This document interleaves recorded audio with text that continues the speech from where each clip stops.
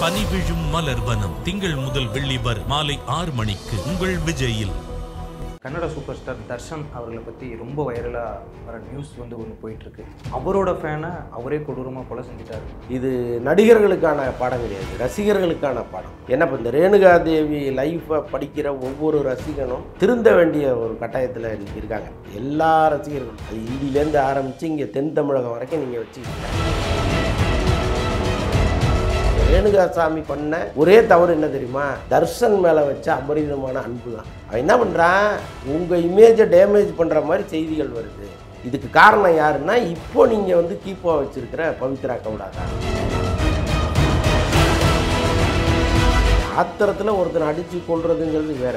என்னென்னா ஒரு எமோஷனில் நம்ம என்ன பண்ணுறோன்னே தெரியாமல் செய்கிற ஒரு செயல். அதுக்கு வந்து நீதிமன்றத்தில் தண்டனை கூட கொஞ்சம் குறைவாக கிடைக்கும். ஆனால்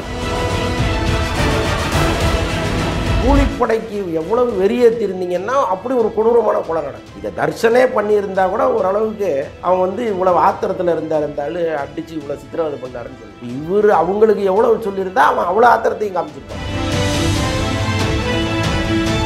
அவங்க மனைவி இப்படிப்பட்ட ஒரு சைக்கோவை எப்படி தாங்கிட்டு இருந்தாங்கன்னே தெரியல. ஏன்னா இப்போ இவர் பண்ணியிருக்கிற இந்த கொலையை பார்த்தீங்கன்னா, இந்த கொலையவே கடன் வாங்கி பண்ணியிருக்காருங்க அவர். இப்போ 40 லட்ச ரூபா அந்த கூலிப்படைக்கு பணம் கொடுக்கணும் போல இருக்கு. இப்போ கையில் பணம் இல்லை. அந்த பவித்ரா கவுடா வந்து ப்ரெஷர் கொடுத்துட்டே இருந்திருப்பாங்க போது, அவனை விடாதீங்க. பாருங்கள், அவங்க மனைவி குழந்தையோட போய் திரையில் பார்த்துருக்காங்க, கதறி அழுறா. அந்த எம்ஆர் ராதா ரத்த கண்ணீர் கதை தான். இருக்கும்போது ஒரே ஆட்டமாக ஆடிட்டு ஒரு பிரச்சனைன்னு வந்த பிறகு எல்லாத்தையும் உணர்கிற வாழ்க்கை. விஜயோ, ரஜினியோ, கமலோ, தனுஷோ, சிம்பு எவ்வளோ பேருக்கோ பிரச்சனைகள் இருக்குது. ஆனால் இவ்வளவு வன்மத்தோடு அவங்க யாரையாவது அணுகிருக்காங்களா? நீங்கள் பார்த்துருக்கீங்களா? கிடையவே கிடையாது. இக்னோர் பண்ணுவாங்க. ரைட்டு, ஓகே, ஏதோ ஒன்று ரைட்டு, கண்டுக்காமல் போயிடுவோன்னு போயிடுறாங்க. இந்த பக்குவம் ஏன் அங்கே வரலைங்கிறது எனக்கு ரொம்ப...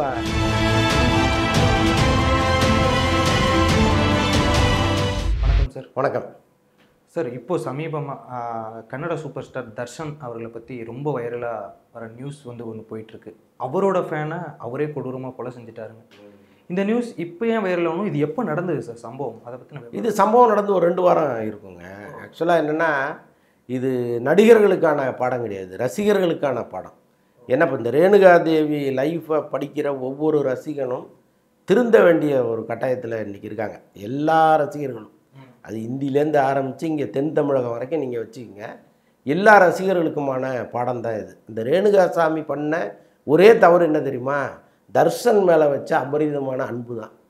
அவன் என்ன பண்ணுறான், உங்கள் இமேஜை டேமேஜ் பண்ணுற மாதிரி செய்திகள் வருது.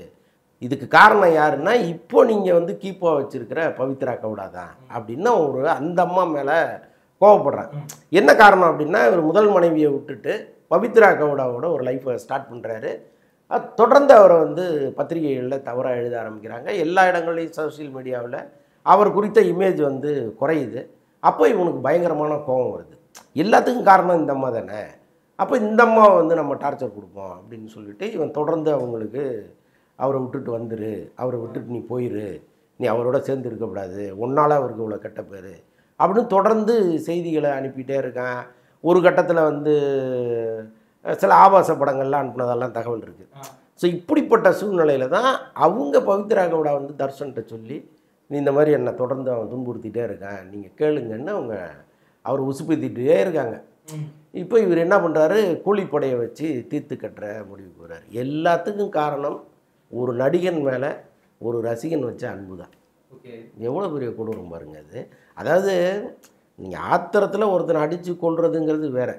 அது என்னென்னா ஒரு எமோஷனில் நம்ம என்ன பண்ணுறோன்னே தெரியாமல் செய்கிற ஒரு செயல்.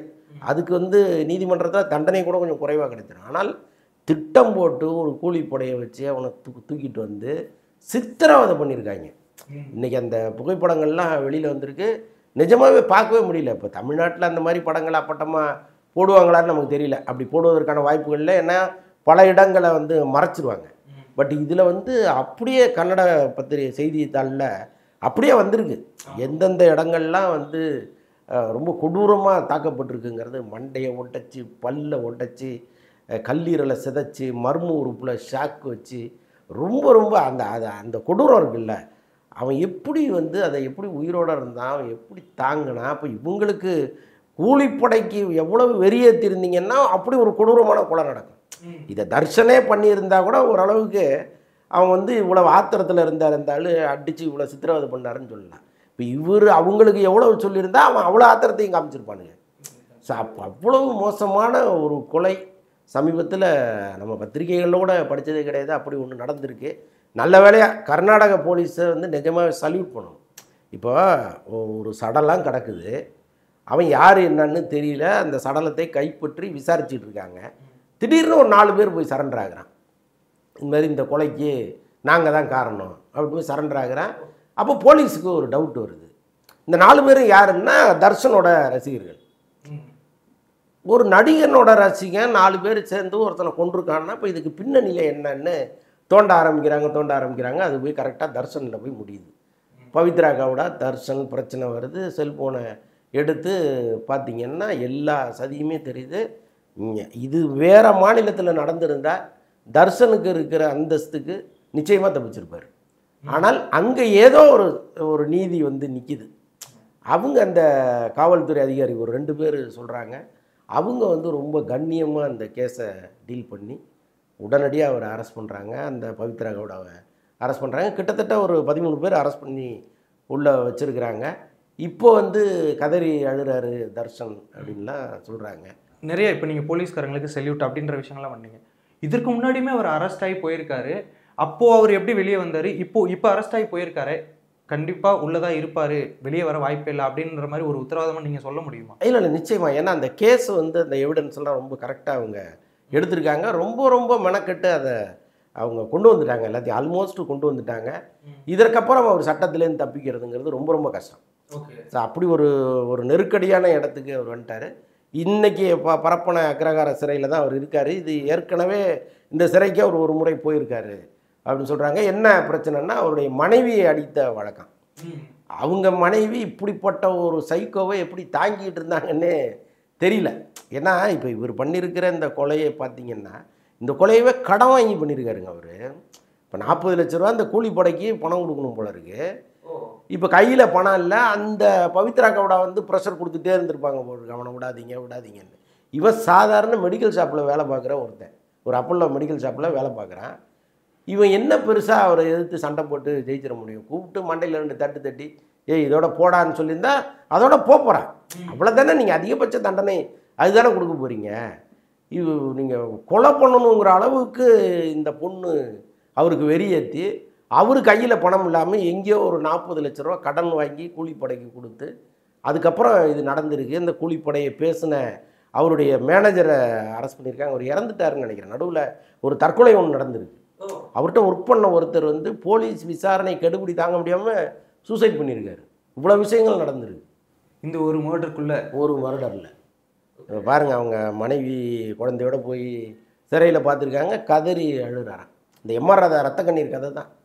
இருக்கும்போது ஒரே ஆட்டமாக ஆடிட்டு ஒரு பிரச்சனைன்னு வந்த பிறகு எல்லாத்தையும் உணர்கிற வாழ்க்கை இருக்குது பாருங்கள். கரியரே முடிஞ்சு போச்சுங்க. இப்போது ஒரு சாதாரண துணை நடிகர் ஏதோ 10ஓட 11 நின்னார், ஒரு குற்றத்தில் மாட்டினார், உள்ளே போனார்னா ஓகே. இப்போ ஒரு அந்தஸ்தில் இருக்கார் அவருங்க. கன்னட ஃபிலிம் இண்டஸ்ட்ரியை பொறுத்தளவுக்கு மிக முக்கியமான நடிகராக இந்த தர்ஷன் இருக்கார். அவர் வந்து இப்படி ஒரு செயலில் ஈடுபடுறத நீங்கள் பிற மாநில நடிகர்களோட ஒப்பிடவே முடியல. இப்போ நம்மெல்லாம் இங்கே இருக்கிறவங்கள கையெடுத்து கும்பிடணும் போல இருக்க. எவ்வளவோ பிரச்சனைகள் இங்கே இருக்குது. அஜித்தோ, விஜயோ, ரஜினியோ, கமலோ, இன்னும் மற்ற உள்ள தனுஷோ, சிம்பு, எவ்வளோ பேருக்கோ பிரச்சனைகள் இருக்குது. ஆனால் இவ்வளவு வன்மத்தோடு அவங்க யாரையாவது அணுகியிருக்காங்களா? நீங்கள் பார்த்துருக்கீங்களா? கிடையவே கிடையாது. அவங்க இக்னோர் பண்ணுவாங்க. ரைட்டு, ஓகே, ஏதோ ஒன்று ரைட்டு, கண்டுக்காமல் போயிடுறாங்கல்ல. இந்த பக்குவம் ஏன் அங்கே வரலைங்கிறது எனக்கு ரொம்ப ஆச்சரியமாக இருக்குது. நிஜமாகவே நம்ம நடிகர்கள் மேலே ஒரு சின்ன மரியாதை கூட வருது நமக்கு. சார், நம்ம நாட்டில் நம்ம நடிகர்கள் சின்னதாக ரசிகர்களை முறைச்சாலே அதை ரவுண்டு பண்ணி நம்ம ஆளுங்க திட்ட ஆரம்பிச்சிடுறாங்க. இல்லை, இப்போ சைமல்டேனியஸாக பார்த்துருப்பீங்க. இந்த நாகார்ஜுனா ஏர்போர்ட்டில் வர்ற சம்பவத்தை நீங்கள் பார்த்துருப்பீங்க. ஒரு ஹேண்டிகேப்டுங்க அவர். நீங்கள் ஒரு சம்பவம் நடக்குது, நமக்கு காது வந்து பின்னாடி வரைக்கும் இருக்கும். எல்லாருக்குமே அது இயல்பான ஒரு விஷயம் தான். இப்போ நீங்கள் நடந்து போகிறீங்க, சைடில் ஒரு சம்பவம் நடக்குதுன்னா நீங்கள் பார்க்காமலாம் போயிட முடியாது. நிச்சயமாக உங்கள் பார்வை நீங்கள் இங்கே பார்த்துட்டு இருந்தால் கூட உணர்வு இங்கே இருக்கும், என்னமோ நடக்குது அப்படின்ட்டு. அந்த திரும்பி கூட பார்க்காம ஒரு அலட்சியத்தோடு போகிறது இருக்குது பாருங்கள். அதுதான் ஆணவம், திமுருங்கிறது. ஒரு கன்னடத்தில், தெலுங்கில் வந்து ஒரு மிகப்பெரிய நடிகர் தான் அவர். தினந்தோறும் ரசிகர்களை பார்ப்பார், தலைவான்னு கத்துறதெல்லாம் கேட்பார். ஆனால் ஒரு ஏர்போர்ட்டில் அவர் வரும்பொழுது ஆள் கூட்டமே இல்லாத ஒரு இடத்துல ஒருத்தர் ஆசையாக பக்கத்தில் வராரு. ஆனால் இந்த ரசிகரையும் நம்ம இப்போ இந்த நேரத்தில் ஒரு பெரிய குறையாக சொல்லணும். நீங்கள் ஒரு நடிகனை பார்க்கணும்னா தூரத்தில் நின்று பார்க்கணும், அவ்வளோதான் உங்களுக்கான சுதந்திரம், அவ்வளோதான். இல்லை அதிகபட்சமாக ஒரு ஆட்டோகிராஃப் வாங்கிங்க அல்லது ஒரு செல்ஃபி எடுத்துக்கங்க, மேலே போய் இந்த கட்டி பிடிக்கிறது இருக்குல்ல, அது ரொம்ப ரொம்ப தவறான ஒரு விஷயம். இப்போ சொசைட்டியில் முக்கியமாக ஒருத்தர் இருக்கார், அவரை நீங்கள் கிட்டக்க ஓடி வரீங்க, கட்டி பிடிக்க தான் வரீங்க இல்லை கத்தியால் குத்த வரீங்களான்னு எப்படி தெரியும்? அவருக்கு கூட பாதுகாப்புக்கு வர்றவங்க என்னன்னு நினைப்பாங்க? நடந்திருக்குல்ல, இங்கே ஏற்கனவே அந்த மாதிரி சம்பவங்கள் நடந்திருக்கு. ஸோ அதனால் இவர் என்னத்துக்கு வர்றாருன்னே தெரியாமல் பிடிச்சி தள்ளுறாங்க. நம்ம இவங்களையும் குறை சொல்ல முடியாது. ஆனால் அந்த நேரத்தில் ஒரு அசம்பாவிதம் நடக்குது இல்லை, நீங்கள் நின்று என்ன நடக்குதுன்னா அது கவனிக்கணும்ல, அதுதானே மனிதாபிமானம். அதை பண்ணலையேங்கிறது தான் அதில் ஒரு மிகப்பெரிய குற்றச்சாட்டாக இருக்குது. இப்போ பாருங்கள், விஜய் சேதுபதி சம்பவம் ஒன்று நம்ம பார்த்தோம். ஏர்போர்ட்டுக்கு போகிறாரு, கூட போகிற ஒருத்தர் அவருக்கு கை கொடுக்க வராரு, அங்கே ஏதோ ஒரு வார்த்தை ஒருத்தருக்கு ஒருத்தர் பேசுகிறாங்க, அதுக்கப்புறம் அது அடிதடியாக மாறுது. அவர் பாஞ்சு விஜய் சேதுபதியை உதைக்கிறதுக்கு காலை எத்திட்டு வந்ததெல்லாம் நம்ம வீடியோவாக பார்த்தோம். அப்போ பாதுகாப்பற்ற ஒரு சூழ்நிலை நடிகர்களுக்கும் இருக்குது. அப்போ ரசிகர்கள்ங்கிற போர்வையில் யார் வேணாலும் போய் முண்டி அடிச்சுட்டு தொற்றக்கூடாதுங்கிறது பல நீதி கதைகள் இங்கே இருக்குது. ஸோ அப்படி இருக்கும் பொழுது இவங்களும் ஒரு எல்லையை வகுத்துக்கிட்டு அதுக்கு முன்னாடியே நிற்கணும். அது பெரும்பாலானவர் செய்கிறதில்ல. ஆனால் இவ்வளவு சோதனைகளையும் தாண்டிக்கிட்டு தான் ஒவ்வொரு நடிகர்களும் வீட்டை விட்டு வெளியில் வந்துட்டு திரும்ப உள்ளே போகிறாங்க. அதையும் கவலையோடு தான் பார்க்க வேண்டியதாக இருக்குது. சார், இப்போது தர்ஷன் அவர்களுடைய இந்த கேஸில் நிறைய பேர் ரேணுகா சுவாமி அவர்களுக்கு வாய்ஸ் கொடுத்துருக்காங்க, நிறைய நடிகர்கள் அங்கே கன்னட இண்டஸ்ட்ரியில். இதை நீங்கள் எப்படி பார்க்குறீங்க? நிச்சயமாங்க, எப்போவுமே யாராக இருந்தாலும் பாதிக்கப்பட்டவர்கள் பக்கத்தில் தான் இருப்பாங்க. இப்போ அவருக்குன்னு ஒரு குடும்பம் இருக்கும், அதை பற்றி பெரிய டீட்டெயில் இல்லைன்னா கூட அவருக்குன்னு ஒரு அம்மா அப்பா ஏதோ ஒரு குடும்பம்னு ஒன்று இருக்கும் இல்லையா, அவங்களுடைய மனநிலை என்னவாக இருக்கும்லாம் அவங்க யோசிப்பாங்க. இதில் யார் மீது குற்றம்ங்கிறது ஆல்மோஸ்ட் தெரிஞ்சு போச்சு. இது அவரே இந்த குற்றத்தை ஒப்புக்கொண்டதெல்லாம் தகவல் இருக்குது. அந்த ஸ்பாட்டுக்கு ஒரு நடிச்செல்லாம் காமிச்சிருக்கிறார். தர்ஷனை கூப்பிட்டு நடிச்செல்லாம் காமிச்சிருக்கிறாரு. அவர் எப்படி கூலிப்படையோட பேசினார், இது எல்லாமே எடுத்துட்டாங்க.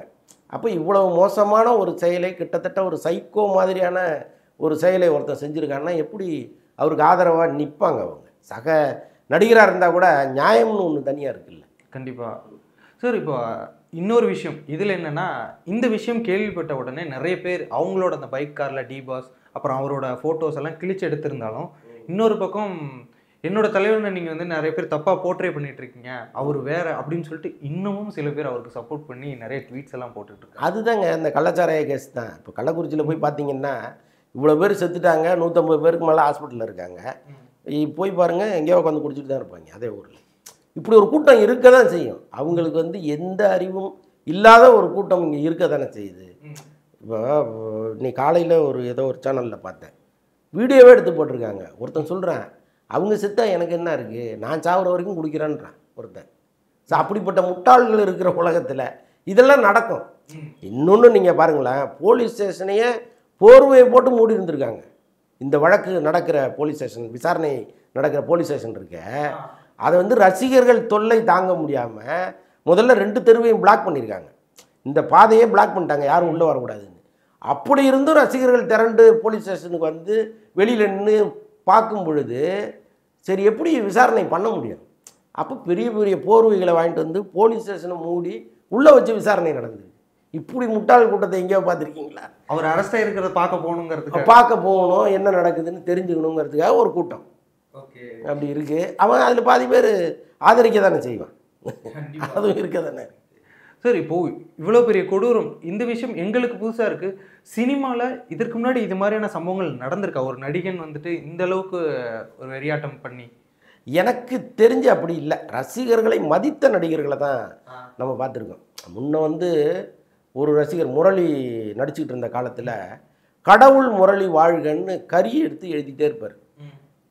மெட்ராஸில் நீங்கள் எங்கே போய் பார்த்தாலும் செவுத்தில் எழுதியிருப்பார், பாலத்தில் எழுதியிருப்பார், அப்படி இந்த வண்டலூர் மலை ஓரத்தில் எழுதியிருப்பார். இப்படியே அது போகும், செங்கல்பட்டு அப்படியே தாண்டி போயிட்டே இருக்கும், திண்டிவனம் தாண்டி போயிட்டே இருக்கும். அவர் என்னென்னா மனநோயாளியா என்னன்னு தெரில, அவர் நடந்தே மதுரையிலேருந்து கிளம்பி வருவார் போல இருக்குது. வழியெல்லாம் எழுதிட்டே ஒரு கடவுள் முரளி வாழ்க, கடவுள் முரளி வாழ்கன்ட்டு. எங்கேயாவது தெரிஞ்சதுன்னா ஆஹா பார்ட்டி சென்னைக்கு வந்துருச்சு அப்படின்னு நம்ம தெரிஞ்சுக்கலாம். ஸோ அப்படி சில காலம் எழுதியிருந்தார். அவரை கரெக்டாக கண்டுபிடிச்சி தூக்கிட்டு வர சொல்லிட்டார் முரளி. கூப்பிட்டு வர சொல்லி உட்கார வச்சு, யாரையா நீ, என் மேலே எதுக்கியா உனக்கு இவ்வளோ பாசம் அப்படிலாம் சொல்லி அவருக்கு சாப்பாடெல்லாம் போட்டு அவ்வளவு அன்பாக அவரை அனுப்பிச்சி வச்சார். எதுக்கு சொல்ல வரேன்னா, இங்கே அப்படி ஒரு அரகன்சிலாம் நான் பார்த்ததே கிடையாது ஹீரோக்கள்கிட்ட. இருக்கும், எம்ஜிஆருக்கு இல்லாத வெறி பிடிச்ச ரசிகர்களே கிடையாது, அப்படி இருப்பாங்க. ஆனால் எம்ஜிஆர் அவங்கள வந்து சாப்பிட்டா தான் டீல் பண்ணியிருக்காரு. ஒரு முறை எங்கேயோ வந்து ஒரு பெரிய ஏரிக்கு நடுவில் ஷூட்டிங் நடந்திருக்கு. ஏரிக்கு அந்த பக்கம் பார்த்தீங்கன்னா ஒரு கிராமம், எல்லாருமே எம்ஜிஆரை பார்க்குறதுக்கு நிற்கிறாங்க. அதில் ஒருத்தன் வந்து குதித்து நீந்தி வர்றானா ஷூட்டிங் நடக்கிற இடத்துக்கு. இப்போ எம்ஜிஆர் என்ன பண்ணியிருக்கிறாரு, இங்கே ஷூட்டிங் எடுக்கணும், ஒருத்தன் நீந்தி வந்தானா அது பெரிய டிஸ்டர்பன்ஸாக இருக்கும். ஒருத்தன் வந்தான்னா இன்னும் 10 பேர் குதிச்சு நீந்தி வருவான். இதை தடுக்கணும்னா என்ன பண்ணுறதுன்னா, அவனை லேசாக ஒரு தட்டி விரட்டி விட்ருங்கன்ட்டாரன். வரும்போதே இவங்க போடா போடான்னு விரட்டியிருக்காங்க. அவன் கல்லுகளெல்லாம் ஏதோ தூக்கி அடிச்சிருக்காங்க. அதையும் தாண்டி நீந்தி வந்தானான் எம்ஜிஆரை பார்க்கணும்னு.